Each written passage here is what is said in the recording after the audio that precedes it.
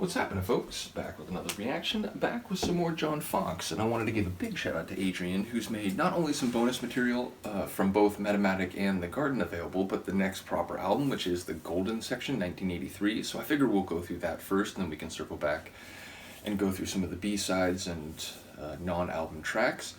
So the first tune on the Golden Section, which is already an interesting phrase. I mean, golden often relates to value judgments, whether luxurious and material or more qualitative and metaphorical. And then section, it's a more technical term about parts of a whole or a particular area within a larger space.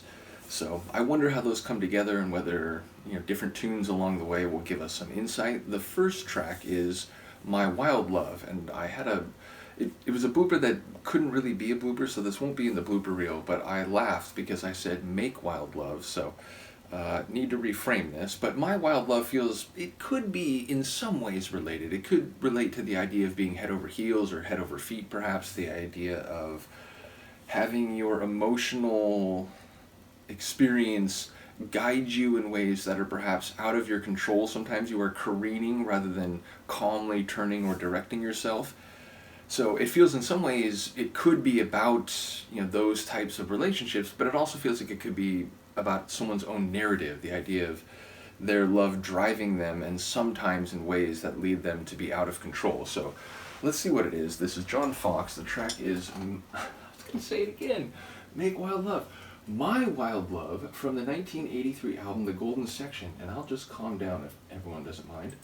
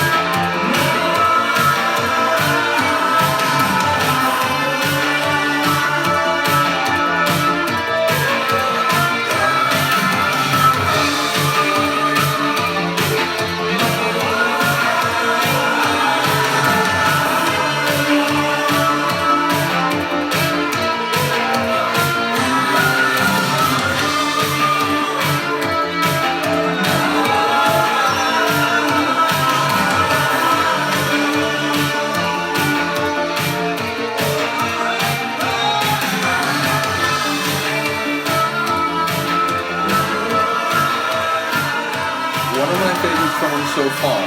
It feels like it could go on for a couple more minutes. And his vocal work, my God.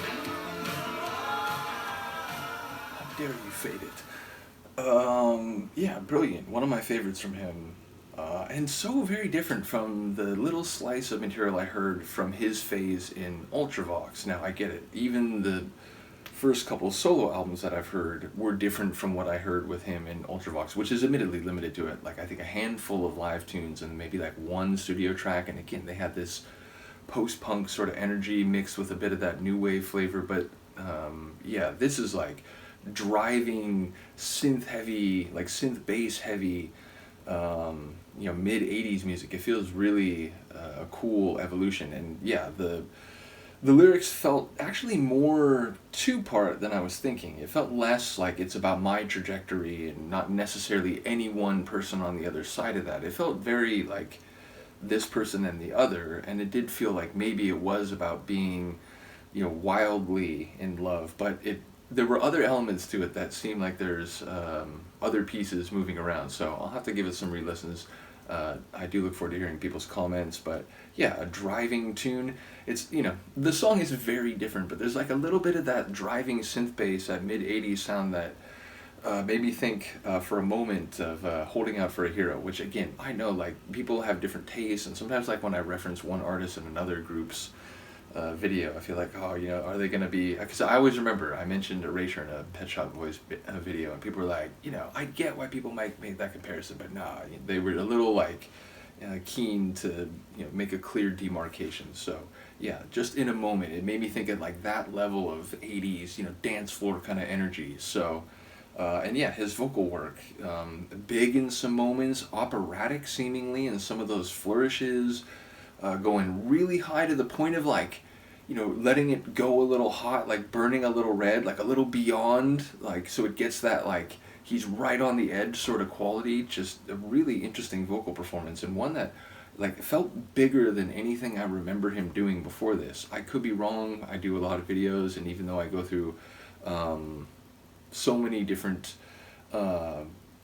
bands, I still do tend to remember a person's vocal performances, you know, what they've done, but then I don't remember like specifically whether a particular song it was more extreme in some ways. Like same thing when I go through Kate Bush, it's like, oh yeah, well there's the Get Out of My House, but then oh wait, there's like Rocket's Tale, and it's like, you know, there's so many, you begin to not be able to make quick assessments in that regard.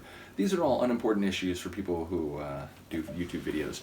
In any case, really excited about the album. Like, incredible opener. Didn't necessarily pick up on anything that the golden section may bear relevance. So as I said, I'll keep an eye or keep an ear out as we go through the tunes. Shout out to Adrian once again. Shout out to Han Solo. Indeed, shout out to all the people sharing music with me. You know, going back to the very early stages of that, and Philip and Izzy and some of the Duranis in particular. But again, now having expanded to so many different deep dives, different genres, it's crazy the musical experiences I go through when I do these videos, and people share them with me, but it wouldn't be happening if people didn't, you know, reach out and say, hey, would you like to go through this? And I have really come to enjoy these journeys that we're all on. So big shout out to all the folks sharing, and big shout out to all the people who are part of it. Do let me know what you think of this tune, and at some point in the next 10 seconds or so, I promise I will stop speaking. I will see you next time. Peace.